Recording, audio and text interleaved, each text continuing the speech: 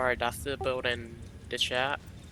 It's the guild build, but we'll be updating it very soon. What I know that what we'll be updating is the skill. We'll be changing it back to renewed focus. Now, story says is dragging small from that build will be useless. So after that, we will start with the techniques and rotations, as well as some movement. Let's start with the rotation. We will rotation for the staff first. Mostly it's just 3 and 2. You'll be range spiking in front. That way you'll do damage as well as strip their aegis. It will also give you symbolic Avenger. Gives you more damage. It stacks up to like 5 and it gives you like 10% more damage. That's for your range spike. And once you start getting closer, you'll switch to your scepter. Once you switch to your scepter, you will be using your scepter 2 and your sword of justice.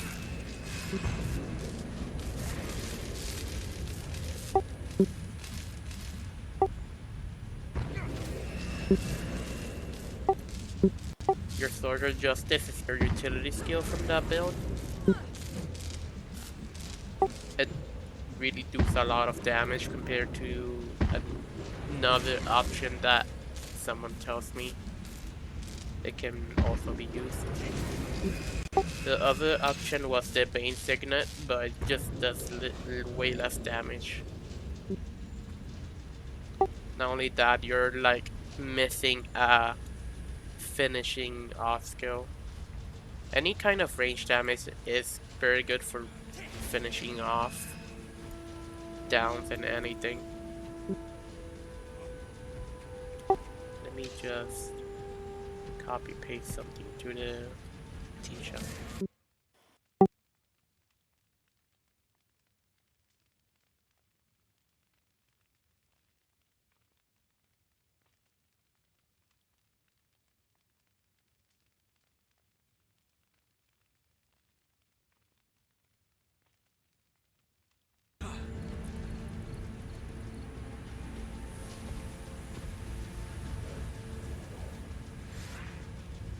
There we go. Alright. Alright, now we got the rotation runs. Not all the rotation yet though. So now let's start with the end of the rotation. Once you get to a melee range, you will start planting traps. But do never press any other key other than W. You'll die if you press any other key than W. You can do it by basically because once you press W while attacking planting traps, you'll slow down a lot. So you start planting traps and you press any other key like S, W, or no, not W, A and D. You'll start to slow down and you'll end up getting killed with the long cast time of your traps. Basically like this.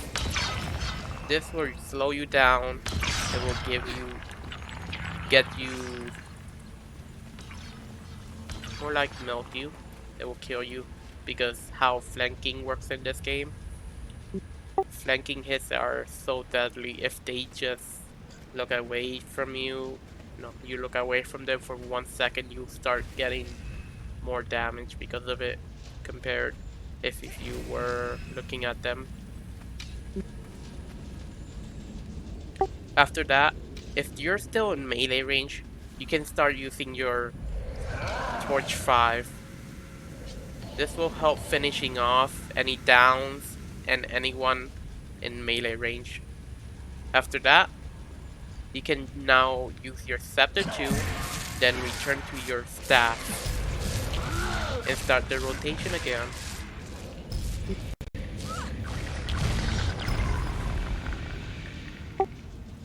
And now I'm gonna teach you techniques from your range spikes you can always use.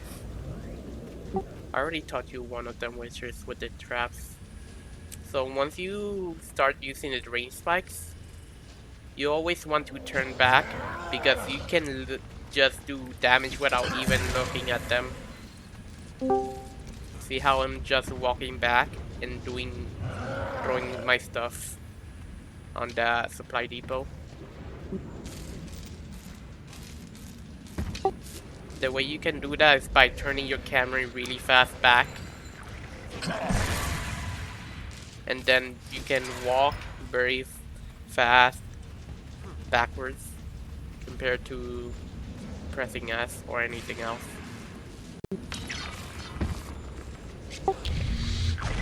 This will help doing with your damage. You don't even have to have a hard time doing damage at all in your range spikes.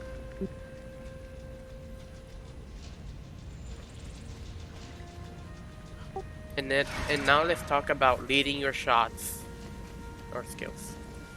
Every time you see someone in front, the whole group moving around the whole circle, all around the the whole circle will be like tailing and everything.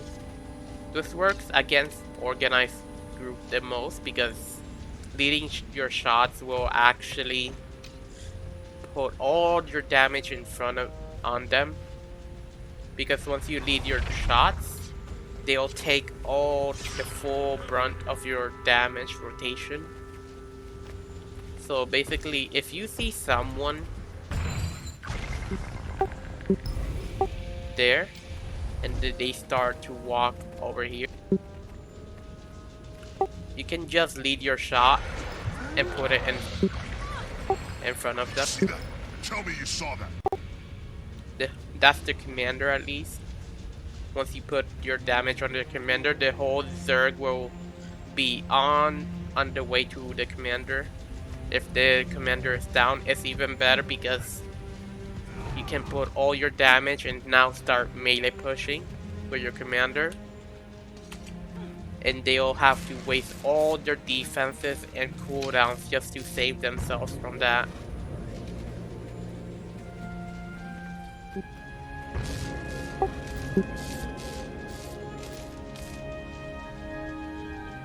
One second.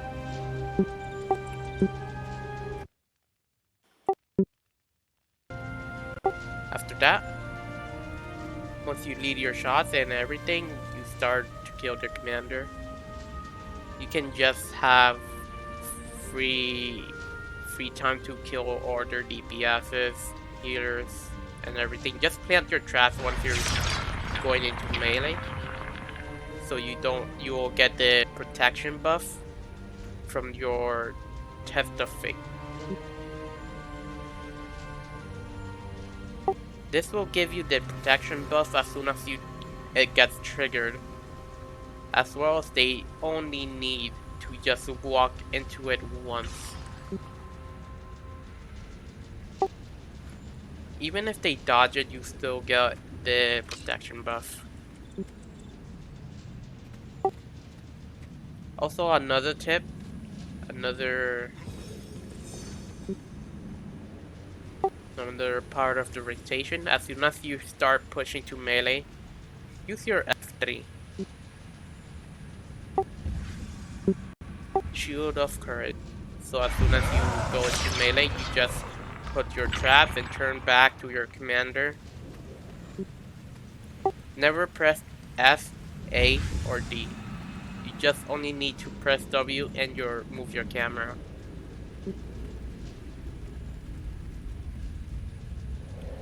And that's how it always works with Dragon Hunter.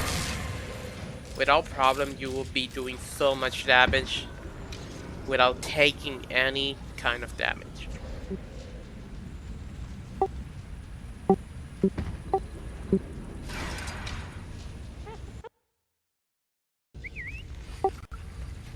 Passenger.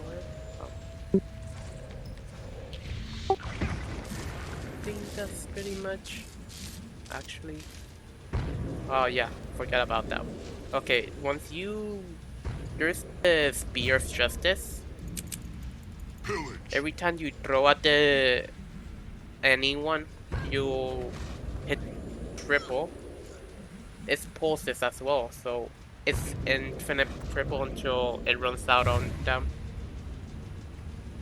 But as soon as we get to melee, or they stealth, you can just throw it randomly to where you think the tag is. Once it hits the tag or group, it will reveal 5 people because that's how it works, right?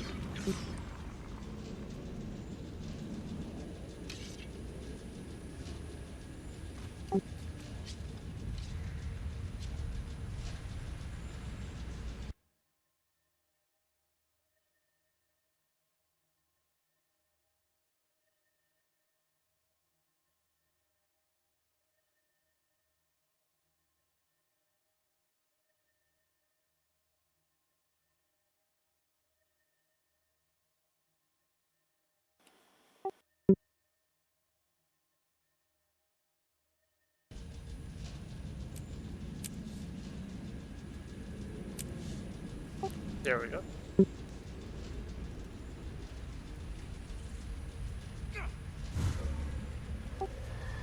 After you attach the spear on them, you don't even have to remove it. You'll get a lot of damage for yourself. Because the spear will actually put burning on them. And burning actually increases your damage by a few percent. As well as the critical.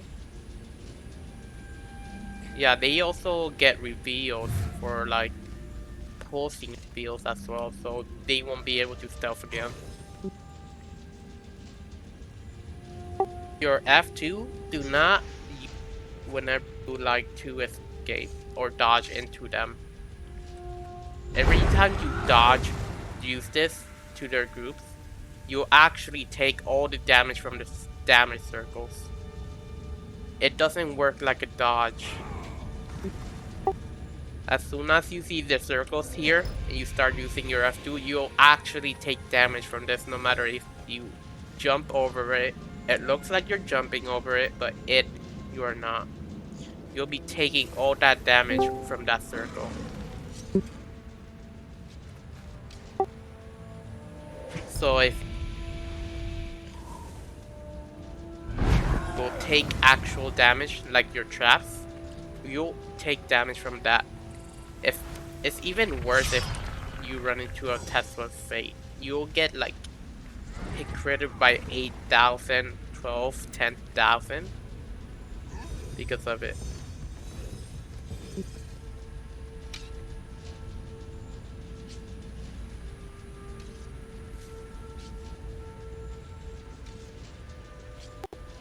And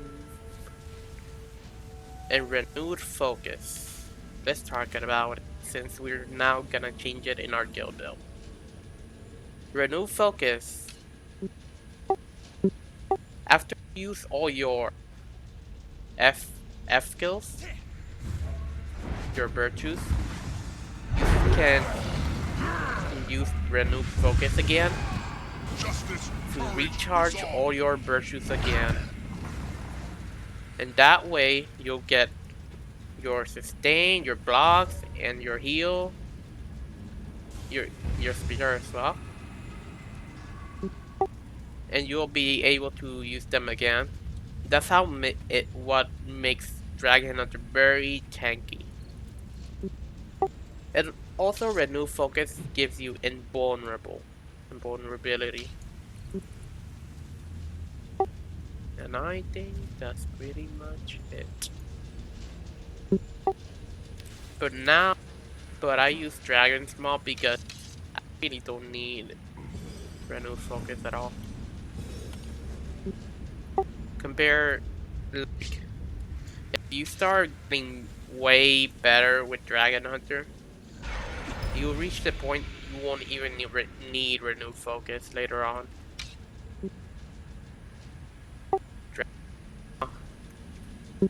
Though it's getting taken away from the guild build since it doesn't actually, it isn't always reliable. It's very situational because you have to make them run into it.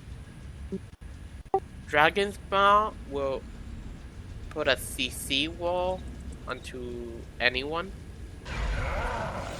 like this your line of warding, and that's it. It also gives you might. Now let's talk about your skill 5 on the staff, the line of warding. Once you interrupt someone, you will get actually stabbed to actually not get pulled or anything. That's why Stoich always calls for lines, and also to stop the bush. And also that's how you can sustain all by yourself as a dragon and hunter in your squad. You can like keep yourself from getting pulled and interrupt people. Yeah. You also have empowers, which also heals. It heals, it puts might on you, it pulls 3 times. It's very good.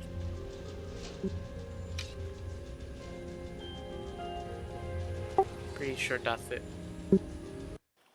Yep. Alright. Well, thanks for coming out, guys. I meant for a short training because I already done all the traits in the last training. So, Thank you, Other. yeah. Thanks for listening to me. So, so when you do F2, it's not actually an evade. You still take all the damage that you cross over with the jump. Yeah. Oh, that's weird. Yeah, you will still be also waiting until your commander calls for traps. He mostly calls it as soon as he knows when we have the traps on. At least on us. Make sure to call to your commander that traps are ready so we can do another push with them. Mostly commanders would just call for traps to be used for cooldown, to regain our cooldowns. So like if your commander just wants you to plant traps when we go way behind here, where the other enemy commander is over on the square tag. Yeah, this is a good way to regain our cooldowns. You can just play around this trap. And also, once they run into it, you can start bombing the traps as well. So like if the commander walks to the trap, that way you can bomb the commander right there.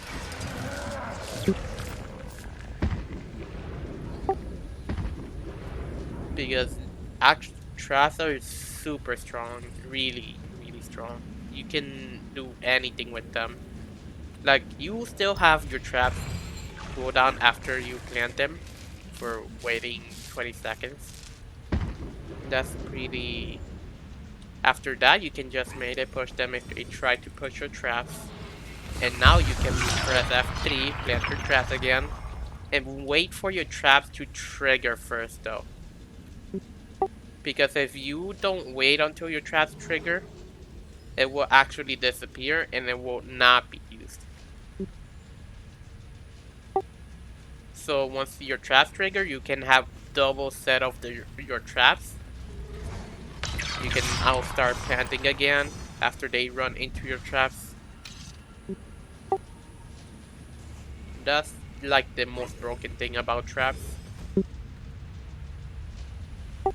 Like, you have so much damage with your traps that as soon as they run into it, you will get so much boons, and you will have your next set of traps ready for them to run into again once you touch melee.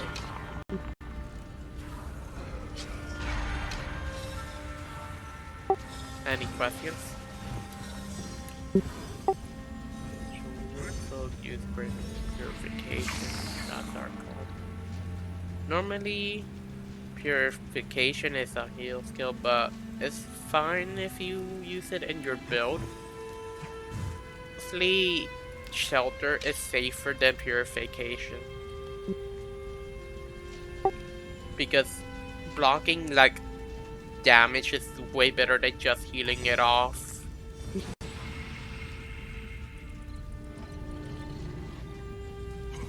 Yeah, see you later. I'm gonna end soon, like in 1 minute. Bye bye. Alright, and are there any questions? Any more questions?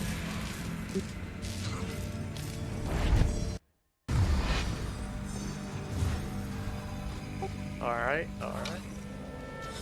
Short training, good. At least shorter than in my last one. Yeah, no problem. I'll be ending stream.